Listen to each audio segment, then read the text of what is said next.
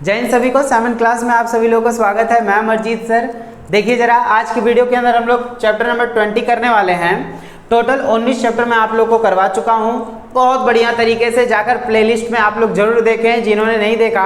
1 से लेकर 19 तक के चैप्टर आप लोग लगातार पढ़ते हुए आएंगे ना, तो सारी चीज़ समझ में आ जाएंगी और सोशियोलॉजी में A1 नंबर आएंगे आप लोग के, देख लेना। तो ये चीज़ है, याद रखें आप लोग। और इस चैप्टर में जो हम लोग पढ़ने वाले हैं वो है सामाजिक नियंत्रण यानी सोशल कंट्रोल। यानी कि इस चैप्टर के अंदर टोटल हम लोग जो है कितने क्वेश्चन, 11 क्वेश्चन करेंगे और मेन मोस्ट इंपॉर्टेंट क्वेश्चन है। इन्हीं से ही आप लोग जो है अलग क्वेश्चन आराम से बना सकते हो, कोई दिक्कत की बात ही नहीं होगी, ठीक है ना। तो याद रखें, इससे पहले 19 चैप्टर अपलोड हुए हैं, वो आप लोग जाकर जरूर देखें जिन्होंने नहीं देखा। वीडियो के एंड में मैं आप लोग को मैराथन वाली जो वीडियो है, सारे चैप्टर के जब आप लोग जब क्वेश्चन आंसर ये सारी चीज़ पढ़ लोगे ना, जब 35 के 35 चैप्टर, तो आप लोग मैराथन वाली वीडियो जरूर देख लेना। जिससे क्या होगा, सारी चीज़ें क्लियर हो जाएंगी और सोशियोलॉजी में बहुत बढ़िया नंबर आ जाएंगे। ठीक है, चलिए स्टार्ट करते हैं आज का पहला क्वेश्चन। आज का सबसे पहला जो क्वेश्चन है हमारा, सामाजिक नियंत्रण का अर्थ स्पष्ट करें। आखिर ये सामाजिक नियंत्रण क्या होता है? देखिए जरा, सिंपल से अगर मैं बात करूं ना, तो सामाजिक नियंत्रण का अर्थ होता है कि किस प्रकार से समाज हो गया वो प्रत्येक व्यक्ति पर नियंत्रण रखता है। क्योंकि मनुष्य है, व्यक्ति है, अपनी इच्छा अनुसार कुछ भी करेगा, गलत सही सब कुछ कर सकता है। तो कहीं ना कहीं उसके ऊपर समाज का नियंत्रण भी जो है जरूर होना चाहिए। आगे बात समझ में, तो नियंत्रण यानी कंट्रोल होना बहुत ज़्यादा जरूरी है, सोशल कंट्रोल होना जरूरी है, ठीक है ना। चलिए इस पहला क्वेश्चन आप लोग अपने स्क्रीन पर देखिए किस तरीके से है, देखिए जरा ध्यान से। तो सामाजिक नियंत्रण का क्या अर्थ होता है? तो सामाजिक नियंत्रण समाज द्वारा व्यक्ति के व्यवहार यानी हमारा जो व्यवहार होता है उस पर का संयमन या नियमन है, यानी उसको नियम के अनुसार चलाना हमारे व्यवहार को, ताकि व्यक्ति समाज के प्रतिमानों को ध्यान देकर पालन कर सके। यानी कि जो समाज के नियम होते हैं, कायदे कानून होते हैं, हम उसके अनुसार चल सकें। हर समाज का अपना नियम अलग कानून होता है, उसके अनुसार चलना चाहिए हर व्यक्ति को। जो उसके खिलाफ जाता है उसको समाज से बहिष्कृत कर दिया जाता है, ठीक है ना, उसका समाज बहिष्कार कर देता है। इसलिए हर व्यक्ति को जो है समाज के नियंत्रण में रहकर कार्य करना चाहिए, अपने व्यवहारों को जो है आगे बढ़ाना चाहिए। आगे बस समझ में ये चीज याद रखना है। चलिए आंसर में जाइए। पहले छोटे छोटे क्वेश्चन करेंगे, फिर बड़े क्वेश्चन देखिए, क्वेश्चन नहीं क्वेश्चन करेंगे, है ना। देखिए जरा, अब सेकंड क्वेश्चन देखते हैं हम लोग यहाँ पे। तो क्वेश्चन नहीं क्वेश्चन, ठीक है ना। देखिए, सामाजिक नियंत्रण के दोनों प्रकारों के साधनों की सूची दें। सामाजिक नियंत्रण के दोनों प्रकार, आखिर ये सामाजिक नियंत्रण के 2 प्रकार कौन से हैं? जरा ध्यान सुनिएगा। एक होता है औपचारिक, एक अनौपचारिक होता है। तो अभी तो मैं आप लोगों को पढ़ाऊंगा ही, बाकी ध्यान से देखिएगा कि सामाजिक नियंत्रण के अनौपचारिक, यहाँ अनौप हटा दिया है, तो देखिए जरा, सामाजिक नियंत्रण के अनौपचारिक साधन, लोक रीतियां। याद रखिए, समाज में नियंत्रण किस प्रकार से रखा जाता है, लोक रीतियों की वजह से। अभी मैं सारा पढ़ाऊंगा आपको क्या होता है, टेंशन नहीं लेना, सब कुछ पढ़ेंगे, मस्त पढ़ेंगे। देखिए, लोक रीतियां, लोकाचार, प्रथाएं तथा धर्म हैं जिसके द्वारा समाज सामाजिक नियंत्रण बनाए रखता है। लेकिन कैसे? अनौपचारिक तरीके से। औपचारिक यानी फॉर्मल, जो राज्य लगाती है। अनौपचारिक जो समाज में धर्म, प्रथाएं और लोकाचार, लोक रीतियां, इन सब के आधार पर जो हमारे पर प्रतिबंध होते हैं ना, वो अनौपचारिक होते हैं, इनफॉर्मल होते हैं, फैमिलियर होते हैं। आगे बात समझ में, तो ये चीज याद रखें। दूसरा है सामाजिक नियंत्रण के औपचारिक साधन या संरचनाएं, कानून तथा शिक्षा। कानून और शिक्षा के माध्यम से सही तरीके से नियंत्रण लगाया जाता है, उसको औपचारिक बोला जाता है। और जो धर्म, प्रथाएं, इन सब के माध्यम से अगर हमारे ऊपर प्रतिबंध लगा हुआ है, नियंत्रण है हमारे ऊपर, तो हम उसको अनौपचारिक बोलेंगे, ठीक बा। चलिए, तो छोटा क्वेश्चन ही है। चलिए आंसर में जाइए यहाँ से। अब आ जाता है नेक्स्ट क्वेश्चन। छोटे छोटे क्वेश्चन ही बना के बड़े क्वेश्चन करना है। मैं 1000 बार बोल चुका हूँ, आएगा एक ही क्वेश्चन, कोई भी हो सकता है। और बना के जब सारी चीज समझ जाओगे तो बना के लिखना है, फिर देखना भीम बन जाओगे, छोटा भीम छोटा भीम। देखो जरा, उसके बाद आता है सामाजिक नियंत्रण के साधन के रूप में राज्य की भूमिका। अब भाई देखिए, सामाजिक नियंत्रण में राज्य की भी तो एक नियंत्रण होता है, राज्य भी तो कानून बना के नियंत्रण उस पर लगाता है। कैसे? देखिए जरा, कि वर्तमान समाजों में सामाजिक नियंत्रण बनाए रखने में राज्य एक महत्वपूर्ण भूमिका का निर्वाह करता है। यानी राज्य होगी तब कहीं ना कहीं नियंत्रण भी होगा, वरना बिना राज्य के कई जगहों पर नियंत्रण नहीं रह पाता। वो धर्म, जात पात इन सब के नाम पर अपना नियंत्रण जमा कर बैठे रहते हैं, तो उसमें लोगों का हित नहीं होता है, लोगों का अहित होता है। लेकिन राज्य क्या करती है, कुछ ऐसे कानून, कुछ ऐसे नियम बना के रखती है जिससे समाज का हर व्यक्ति का समान तौर पे विकास होता है, असमान तौर पे नहीं। देखिए, तो राज्य एक महत्वपूर्ण भूमिका का निर्वाह करता है। राज्य सामाजिक नियंत्रण बनाए रखने का कार्य दोनों प्रकारों, नैतिक रूप से प्रेरित करके तथा बल प्रयोग करके करता है। नैतिक तौर पे भी, यानी कि आपको अच्छी चीज़ें सिखा के भी, मैनर सिखा के, अगर नहीं मान रहे तो बल प्रयोग करके भी आपको नियंत्रण में लाएगा। जैसे गुंडा मवाली सब होते हैं, उनको नियंत्रण में लाना रहता है तो बल प्रयोग करके लाएंगे ना। पहले नैतिक नियमों से समझाया जाएगा, अच्छी बातों से समझाएगा, नहीं मानेगा तो बल प्रयोग करना पड़ेगा। आगे बात समझ में, ये चीज़ याद रखें। उसके बाद सरकार एजेंसियों तथा लोगों द्वारा विभिन्न स्तरों जैसे गांव, जिला, राज्य आदि स्तरों पर कार्य करते हैं। तो राज्य क्या करती है, राज्य कैसे नियंत्रण रखती है, कुछ नैतिक नियमों के द्वारा। नहीं मानते लोग तो बल प्रयोग करके उनको जो है कहीं ना कहीं नियंत्रण में लेकर आती है। आगे बात समझ में, ये चीज हमें याद रखना है। चलिए आंसर में जाइए यहाँ से, ठीक है। अब देखिए जरा नेक्स्ट क्वेश्चन क्या है। नेक्स्ट क्वेश्चन क्या है, वही सारी चीजें जो हमने इसमें पढ़ी थी अभी, अब इसमें एक एक करके डिफाइन करते हैं। लोक रीतियां, लोकाचार, रीति रिवाज, धर्म क्या है। तो लोक रीतियां क्या होती हैं वो जरा आप लोग अपने स्क्रीन पर सारा एक साथ देखो, मैं एक एक करके समझाता हूँ।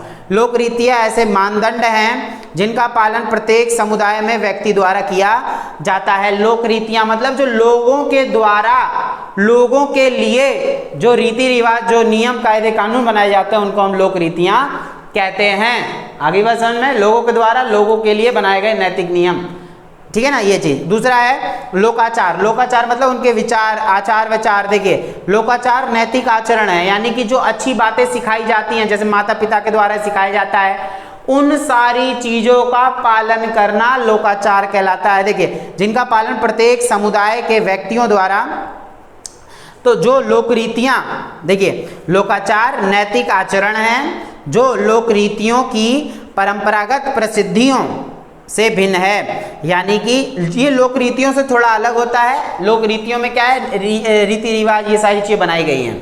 लेकिन लोकाचार क्या है, लोकाचार में लोगों के द्वारा जो नैतिक नियम बनाए गए हैं ना, जिसके अनुसार समाज में हर व्यक्ति के ऊपर वो बातें लागू की गई हैं, उसका पालन भी करें सब लोग, अच्छी आदतों को सीखें, गलत व्यवहार ना करें समाज में रहते, वो होता है लोकाचार। रीति रिवाज किसे कहते हैं, तो रीति रिवाज लोगों द्वारा दीर्घावधि से स्थापित पद्धतियां हैं।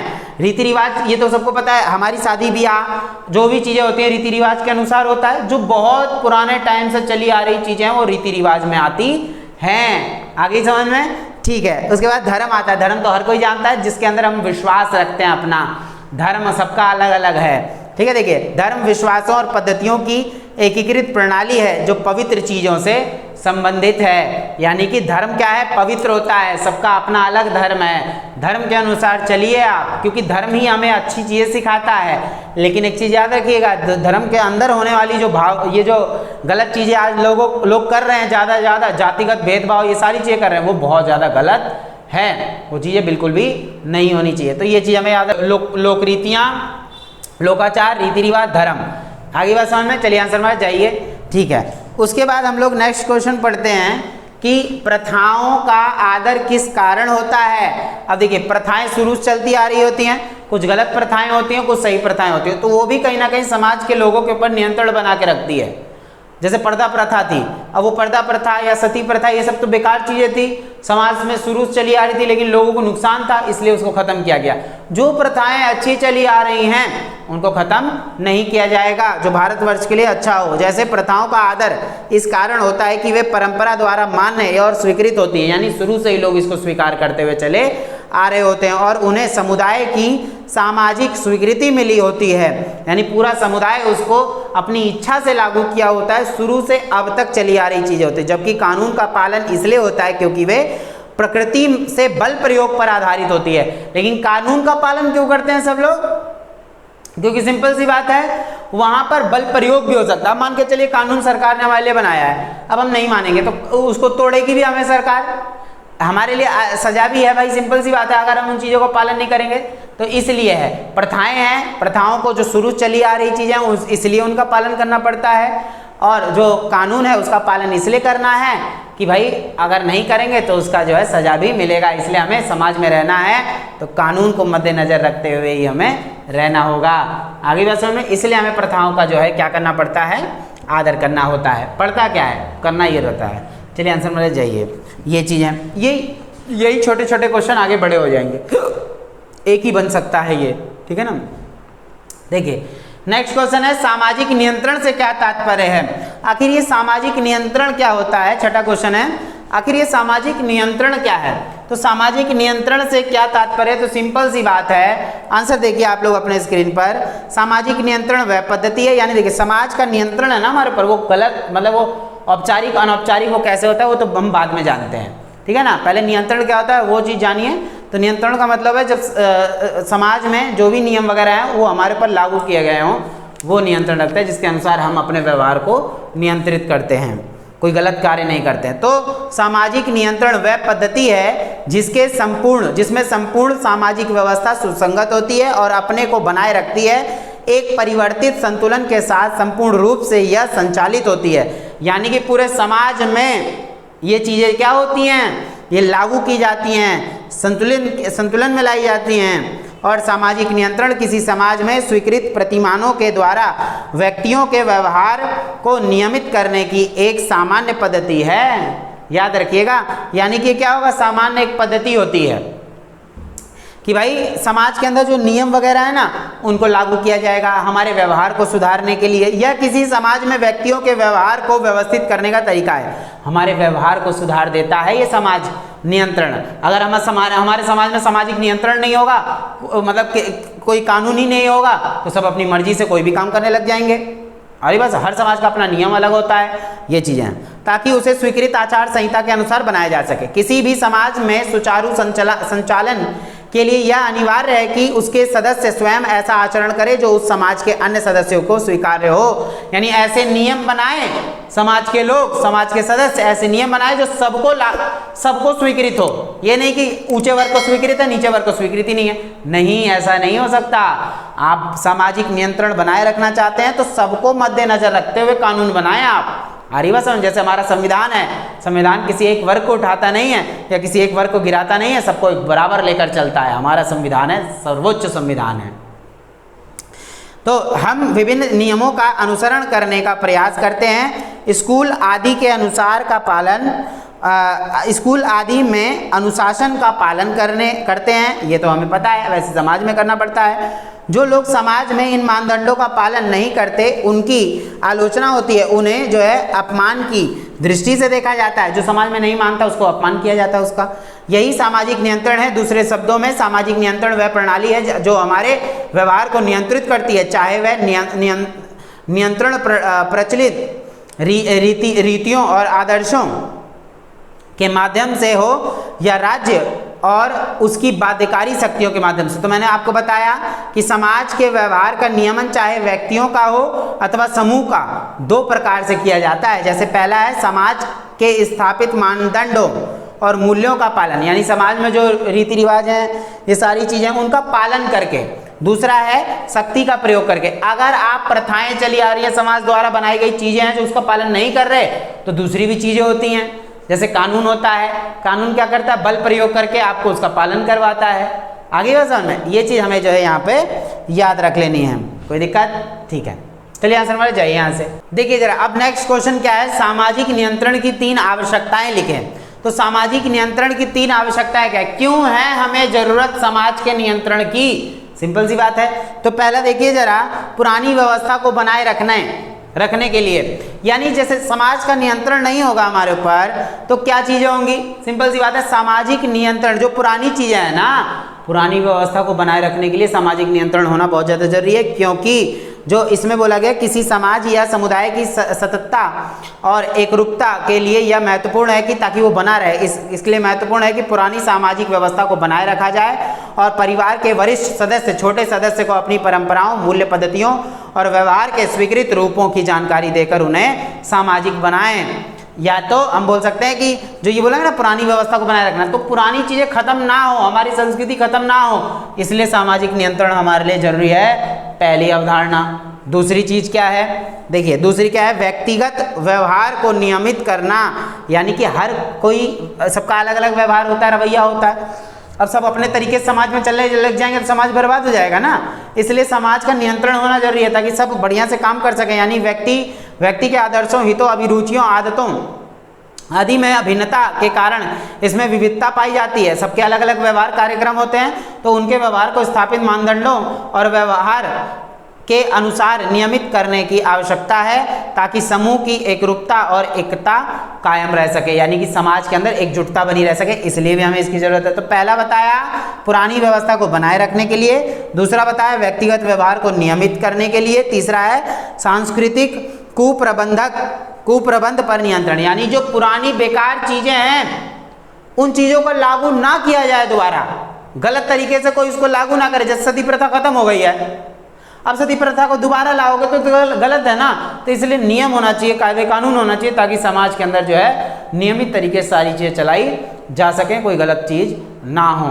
आगे बस में ये चीज याद रखें, ठीक है। जैसे बोला गया समाज में तीव्र गति से परिवर्तन होता है, बहुत तेजी से होता है, हमारे चारों ओर सभी क्षेत्रों में परिवर्तन हो रहे हैं। इन परिवर्तनों में से विद्यमान सामाजिक प्रणाली के ध्वस्त होने और उसके स्थान पर कई व्यवस्था स्थापित होने की आशंका रहती है। ऐसे में अच्छे और बुरे के बीच अंतर करने और व्यक्ति का संतुलन, विवेक की भावना को बनाए रखने के लिए अधिक सामाजिक नियंत्रण की आवश्यकता पड़ती है। यानी हर व्यक्ति अपना अलग अलग संस्कृति ले लेकर आ जाएगा तो लड़ाई उत्पन्न हो जाएगी ना, इसलिए बोला जाता है सामाजिक नियंत्रण होना बहुत ज़्यादा जरूरी है। 3 पॉइंट मैंने आप लोग को बताए हैं, ठीक है। तो ये चीज याद रखें। चलिए आंसर बढ़ा जाइए यहाँ से। 7th क्वेश्चन कर लिया हमने, बढ़िया तरीके से समझ लिया। अब आ जाते हैं नेक्स्ट क्वेश्चन पे, 8th क्वेश्चन पे। तो सकारात्मक नकारात्मक स्वीकृतियों का वर्णन करें। बहुत इजी है लेकिन इंपॉर्टेंट भी है, बहुत इजी है, समझना कैसे है। सकारात्मक और नकारात्मक, पॉजिटिव और नेगेटिव स्वीकृतियां। स्वीकृति मतलब होती है मंजूरी देना। तो इसका क्या अर्थ है, जब आप लोग अपने स्क्रीन पर कि सामाजिक नियंत्रण की अनौपचारिक संरचनाओं में समाजीकरण, शिक्षा, परिवार, विवाह तथा धर्म इत्यादि से संबंधित स्वीकृतियों, मान्यताओं के माध्यम से कार्य करता है। ये सकारात्मक और नकारात्मक हो सकती है। इनका वर्णन निम्न प्रकार से, देखिए अब आप कुछ भी करते हैं समाज के अंदर, तो या तो वो सकारात्मक आपको जो है स्वीकृति मिलेगी या नकारात्मक स्वीकृति मिलेगी। अब जैसे किसी बच्चे ने बहुत अच्छा काम किया है, मैं उसको या तो मुस्कुरा के जवाब दूंगा, या तो शाबाशी दूंगा, या तो कुछ अच्छी चीजें प्राइज डिस्ट्रीब्यूट करूंगा, है ना। तो ये चीजें हैं। अगर वो बुरा काम करता है तो मैं ऐसे देखूंगा, ओए तूने बहुत गलत काम किया है, या तो उंगली उठाई जाएगी उसके ऊपर, उसकी आलोचना की जाएगी, ये चीज। तो वो सकारात्मक या नकारात्मक, देखिए जरा। तो सकारात्मक स्वीकृतियों में मुस्कुराना, स्वीकृति में सिर हिलाना देना, स्वीकृति में सिर हिला देना, हाँ बेस्ट, बढ़िया, मजा आ गया, धांसू है। पुरस्कार और पदोन्नति आदि, यानी पुरस्कार उसको गिफ्ट देना। उदाहरण, परीक्षा में उच्च सफलता प्राप्त करने पर माता पिता द्वारा एक साइकिल अथवा घड़ी द्वारा पुरस्कृत किया जा सकता है। आपको पुरस्कार मिलेगा अगर आपने अच्छा काम किया। अगर बुरा काम किया तो देखो नकारात्मक स्वीकृति मिलेगी। जैसे नकारात्मक स्वीकृति मान्यताओं में निम्नलिखित हैं: भौहें चढ़ाना, या तौरी बदलना, आलोचना करना, शारीरिक दंड देना, या तो उसको पीटना डंडे से, अन्य दंड आदि। विद्यालय में अनियमित व्यवहार का परिणाम स्कूल से निकाला जाना हो सकता है। अगर कोई बच्चा गलत काम किया स्कूल में, देखिए अच्छा काम किया तो पुरस्कार मिला, गलत काम किया तो उसको दंड मिलेगा, स्कूल से निकाल दिया जाएगा, कठोर दंड हो सकता है। यह नकारात्मक स्वीकृति का उदाहरण है। आई थिंक सबको समझ में आया होगा बढ़िया तरीके से, ठीक है। चलिए आंसर में जाइए, छू हो जाइए। चलिए अब आ जाते हैं नेक्स्ट क्वेश्चन पे। नेक्स्ट क्वेश्चन क्या है, सामाजिक नियंत्रण के औपचारिक तथा अनौपचारिक साधनों के मध्य अंतर करें। बहुत इंपॉर्टेंट है, छोटा करके पढ़ा था, अब हम इसको बड़ा करके हीरोइन बना देंगे। देखिए आंसर आप लोग अपने स्क्रीन पर किस तरीके से है। तो औपचारिक और अनौपचारिक साधन, यानी कि समाजशास्त्रियों ने सामाजिक नियंत्रण की संरचनाओं को नियमानुसार वर्गीकृत किया है। सामाजिक नियंत्रण के अनौपचारिक साधन और सामाजिक नियंत्रण के औपचारिक साधन, एक फॉर्मल और एक इनफॉर्मल। तो पहले जानते हैं, देखिए क्या है सामाजिक नियंत्रण के अनौपचारिक साधन क्या हैं। अनौपचारिक जो समाज को स्वीकृत नहीं होते हैं, जैसे प्राथमिक समूहों में संबंध निकट, प्रत्यक्ष और अंतरसंग होते हैं। प्राय सामाजिक नियंत्रण अनौपचारिक साधन द्वारा ही बनाए जाता है, जैसे प्रथाएं, लोकरीतियां, लोकाचार, धर्म द्वारा ये अनौपचारिक समूह द्वारा अपनाए गए हैं। यानी याद रखिए, जब समाज के अंदर धर्म के अनुसार, जब समाज के अंदर लोक रीतियों के अनुसार, जब समाज के अंदर प्रथाओं के अनुसार, इन सब के आधार पर समाज हमारे ऊपर नियंत्रण रखता है ना, तो वो अनौपचारिक हो जाएगा। और जब समाज हमारे ऊपर शिक्षा के तरीके से या बोल सकते हैं कानूनी तरीके से नियंत्रण रखता है, तो उसको हम औपचारिक बोलते हैं, फॉर्मल बोलते हैं। आ गई बात समझ में? देखिए, सामाजिक नियंत्रण के औपचारिक साधन, सामाजिक नियंत्रण के अनौपचारिक हो रहा है, देखो औपचारिक साधन फॉर्मल यानी साधन शिक्षा, राज्य एवं कानून आदि है। इन संस्थाओं को वैध शक्तियां प्राप्त होती हैं, लीगल होता है। पहले वाले में लीगल भी हो सकता है, क्योंकि धर्म आपके ऊपर यानी कि बोल सकते हैं प्रथाओं के तौर पर, इन सारे तौर पर आपके ऊपर नियंत्रण रखा गया है। लेकिन यहाँ पर शिक्षा के तौर पर नियंत्रण है, अच्छी चीज़ें सिखाई गई हैं आपको। मैं नहीं कहता धर्म आपको गलत चीज़ सिखाता है, धर्म आपको बहुत बेहतर चीज़ सिखाता है, उसके कारण आपका नैतिक उत्थान होता है। लेकिन जो जात पात आती है उसके अंदर, उसके बाद भेदभाव उत्पन्न होता है, वो गलत चीज़ें हैं। ठीक है ना, आप उन चीज़ों को भले ही मत मानिए, ठीक है। ये चीज़ें गलत चीज़ों को आप छोड़ दें, हटा दें। ये कानून शिक्षा राज्य द्वारा पोषित होती है। औपचारिक संस्थाएं सामाजिक नियंत्रण हेतु तो बल प्रयोग भी कर सकती हैं। अगर पुलिस समाज है, मतलब समाज में देखती है कि हाँ राज्य के अंदर रहते हुए अगर आप गलत कार्य कर रहे हैं, तो आपके ऊपर बल प्रयोग भी किया जा सकता है। आगे बात समझ में? ये चीज़ याद रखना है आपको बढ़िया तरीके से। और संस्थाएं एक व्यक्ति और समुदाय के व्यवहार को नियंत्रित करने के लिए वैध शक्ति का प्रयोग करती हैं। ठीक है, ये चीज़ हो गया औपचारिक और अनौपचारिक। ठीक है, 9वां क्वेश्चन हो गया। चलिए आंसर मेरा जाइए यहाँ से। अब देखिए जरा, अब आ जाता है यहाँ पे, इतनी चीज़ क्लियर हो गई ना? अगर क्लियर हो जाती हैं तो प्लीज़ आप लोग वीडियो को ना लाइक भी कर देना। देखिए बहुत ज़्यादा मेहनत भी लगती है बनाने के लिए, आप लोग थोड़ा सपोर्ट करें, क्योंकि अभी बहुत आगे तक जाना है। आप लोग प्लीज़ अपना प्यार देते रहें सामान्य क्लास को भर भर के, ठीक है ना। चलिए अब हम देखते हैं 10वां क्वेश्चन। सामाजिक नियंत्रण में धर्म की भूमिका की समीक्षा करें। धर्म कैसे हमारे ऊपर नियंत्रण रखता है, धर्म कैसे समाज को एकजुट करके रखता है, वो देखिए जरा आंसर आप लोग अपने। धर्म अर्थ क्या है कि धर्म का अर्थ क्या होता है? धर्म अपने अनुयायियों पर, अनुयायी मतलब शिष्य, अनुयायियों पर शक्तिशाली प्रभाव डालता है। इमाइल दुर्खिम, बहुत पहले हमने इनका नाम पढ़ा था, सोशियोलॉजी में इनका नाम बहुत ज़्यादा लिया जाता है। ठीक है, तो दुर्खिम के अनुसार धर्म परिवर्तित चीज़ों अथवा जो है पवित्र चीज़ों अथवा कार्यों से संबंधित विश्वास तथा रीति रिवाजों की एकीकृत प्रणाली होती है। हमारे लिए धर्म क्या है? पवित्र है। ठीक है, और लोग जो धर्म के माध्यम से समान विश्वास और रीति रिवाजों वाले लोग एक नैतिक समुदाय के रूप में एकत्र हो जाते हैं या जुड़ जाते हैं। व्यक्ति के जीवन में धर्म का महत्वपूर्ण स्थान होता है। धर्म व्यक्ति की आध्यात्मिकता, सामाजिक और मनोवैज्ञानिक आवश्यकताओं की पूर्ति करता है। तो ये चीज़ याद रखिए, धर्म हमारे जीवन में बहुत महत्वपूर्ण है। हर व्यक्ति देखिए धर्म के अनुसार अगर आप अच्छा काम करने लग जाते हैं, धर्म बहुत अच्छी चीज़ है, सिंपल सी बात है। पहला बता रखा है धर्म तथा सामूहिक नियंत्रण, यानी कि पाप पुण्य की अवधारणा। प्रत्येक धर्म में पाप और पुण्य की अवधारणा होती है। आपको पता लगता है क्या गलत है क्या सही है, तो आप अच्छा काम करना शुरू करते हैं, पाप से दूर रहते हैं। तो ये बहुत अच्छी चीज़ है, इसलिए धर्म होना बहुत ज़्यादा जरूरी है। ठीक है, और बचपन से ही व्यक्तियों को इन अवधारणाओं से अवगत कराया जाता है, पहचाना जाता है, जाना जाता है, सिखाया जाता है। इस प्रकार ये धारणाएं व्यक्ति के व्यक्तित्व का अभिन्न अंग बन जाती हैं। दूसरा है नियम निर्धारण, यानी धर्म क्या करता है? नियम निर्धारण भी तय करता है। जैसे हर दिन डिसाइड किया गया है आप किसकी पूजा करेंगे, जो नियम के अनुसार आप करने लग जाएंगे ना, तो आप अपने लाइफ में आगे भी बढ़ने लग जाएंगे, नियम भी सीख जाएंगे। आगे बस समझ में, ये चीज याद रखें। व्यवहार नियमन, यानी व्यवहार नियमन, धर्म हमें व्यवहार सिखाता है। धर्म हमें सिखाता है कि आपको कैसे लोगों से बात करना चाहिए, कैसे लोगों के साथ रहना चाहिए, कैसे व्यवहार करना चाहिए, ये धर्म सिखाता है आपको।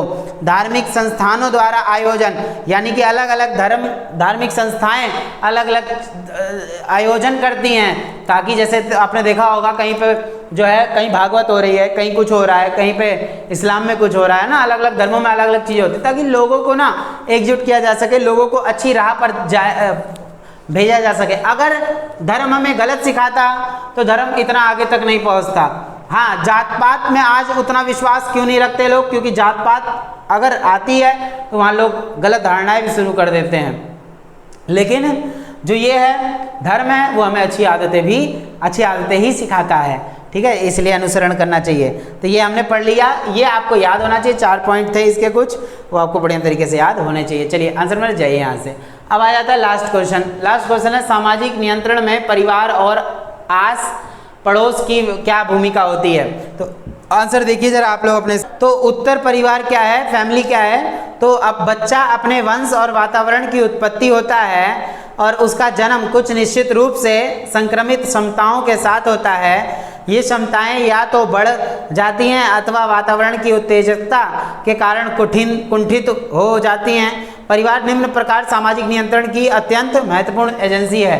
परिवार क्या है, शुरुआत होती है। परिवार क्या है, समाज की शुरुआत है। तो तत्कालीन वातावरण में क्या बताना है आपको, प्रत्येक बच्चा अपने तत्कालीन वातावरण से सीखता है, जो सबसे पहले परिवार द्वारा प्रदान किया जाता है। परिवार द्वारा ही प्रदान किया जाता है सबसे पहले जो बच्चा सीखता है समाज के अंदर। फिर समीपस्थ भूमिका यानी आदर्श बच्चा, शिष्टाचार, आदतें, अभिरुचियां, सबसे पहले तत्कालीन समीपस्थ भूमिका आदर्श चरित्रों अर्थात माता पिता, सहोदर भाई बहन यानी जो सगे भाई बहन है, वंश समूह आदि से सीखता है। तो ये दूसरा पॉइंट ए बी। उसके बाद है तीसरा समाजीकरण, यानी फिर वो बच्चा परिवार उस समूह के मानकों, मूल्यों, परंपराओं और रीति रिवाजों में बच्चे का समाजीकरण करता है जिनमें वह रह रहा होता है। समाज के बारे में बताया जाता है उस बच्चे को। फिर ग्रामीण समाज में परिवार की अगर भूमिका देखी जाए तो ग्रामीण समाज में अलग भूमिका होती है।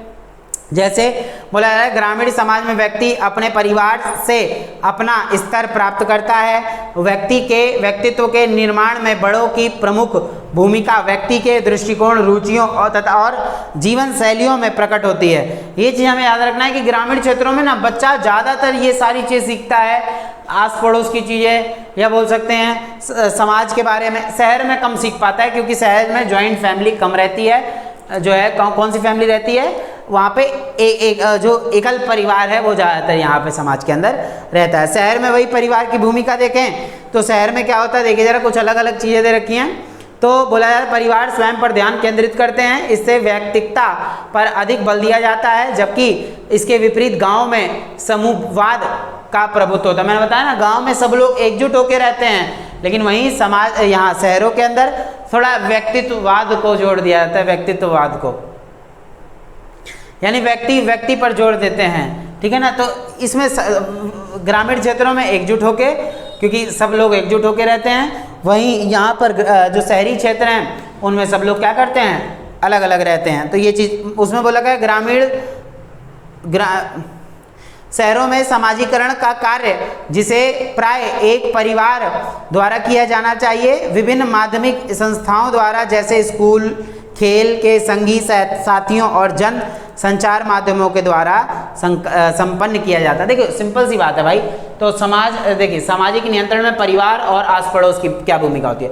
तो परिवार की क्या भूमिका होती है, तो सिंपल सी बात, परिवार हमें बेसिक से नई नई चीज़ें समझाता है। फिर आस पड़ोस में जाता है, आस पड़ोस से क्या सीखता है, नई चीज़ सीखता है, अलग अलग लैंग्वेज, भाषा, पहनावा, ओढ़ना, खाना पीना, अलग रीति रिवाज, बहुत सारी चीज़ें वो सीखना शुरू कर देता है। आस पड़ोस में ग्रामीण में देखा जाए तो आस पड़ोस में बच्चा क्या करता है, ज़्यादा घनिष्ठ तौर पे जुड़ जाता है, ठीक है। तो ये चीज़ है। तो गांव में आस पड़ोस प्राय एक ही वंश समूह या जाति के लोगों का होता है। गांव में अलग अलग जाति समूह के लोग नहीं होते हैं। गांव में क्या होता है, अगर पड़ोस में क्या है, एक ही जाति समूह के लोग रहते हैं, इसलिए वो क्या करता है, अपने ही समाज के बारे में ज़्यादातर सीखता है। लेकिन शहरों में क्या है, वही बच्चा अलग अलग, क्योंकि हमारे शहर में रह रहे हैं ना, शहर में क्या है, बगल में देखिए दूसरे लोग रह रहे हैं, पूरी गली में अलग अलग धर्म के लोग रह रहे हैं। तो ये चीज़ होती है कि आप शहरों में अलग अलग चीज़ें, बहुत सारी चीज़ें सीख जाते हैं, लेकिन ग्रामीण क्षेत्रों में वो चीज़ें थोड़ी सीमित हो जाती हैं, थोड़ी सी अलग तरीके से आप सीखना शुरू कर देते हैं। तो बहुत सिंपल है, आप लोग इसको बना के भी कर सकते हैं।